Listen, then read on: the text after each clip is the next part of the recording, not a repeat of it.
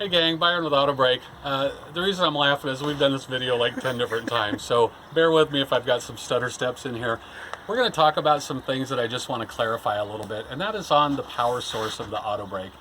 The Autowbrake is really easy to install. It just has 5 wires, brake, power, ground, and lights. And where some of the conflict is coming into play is in our directions. It says the power source needs to be 12 volts to the Autowbrake. Well, where that can get a little bit confusing is that a lot of trailers are equipped with some different batteries. This is a cargo trailer here.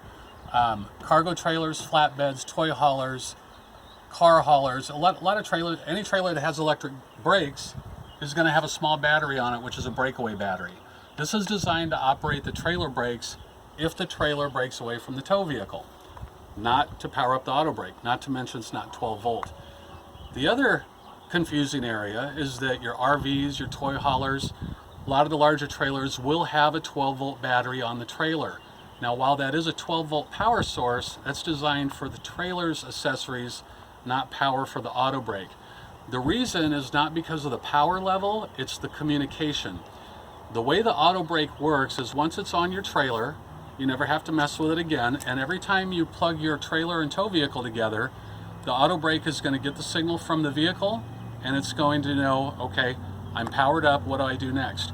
If you have a brake control in your tow vehicle already, as soon as you touch the brakes on that tow vehicle, that signal is going to come down the blue line and go into the Autowbrake, and the Autowbrake knows, okay, there's another controller in use, I'm going to shut myself off. That LED will power up and stay lit until you either disengage the other brake control or just unplug your trailer.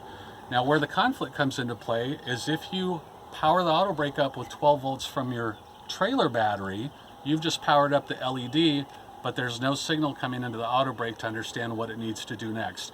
This is why there's going to be a problem there if you go with the battery itself. If you have a 4-way flat on your tow vehicle, you still need to have a 12 volt line running down, and what we recommend is you run with your running lights on and use the running lights as a power source. The caution there is you need to manually turn those running lights on every time you tow, or you will not have a brake controller that works. That is strictly a last-ditch option. We recommend a 7-way. We recommend your 4-way flat with a 12 volt line coming down. But if you do have to do it, you can use your lights. Just make sure you manually turn them on. You should have them on when towing anyway, just for safety reasons. So the other part I want to talk about, technical stuff is not my part, and so this is why it's good for people to see this. So in the directions, all of the brake wires are color-coded. Your yellow and green are your taillights, your blue is your brake, your white is your ground, and your black is your power. Simple enough. I'm going to figure out where I want to put the Autowbrake. I can mount it on the trailer tongue, underneath. I can put it anywhere I want, but you want to go into the junction box. This particular trailer wiring happens to be in the same box that the breakaway battery is in. So what are we in for? Most of the time a spider's nest like this.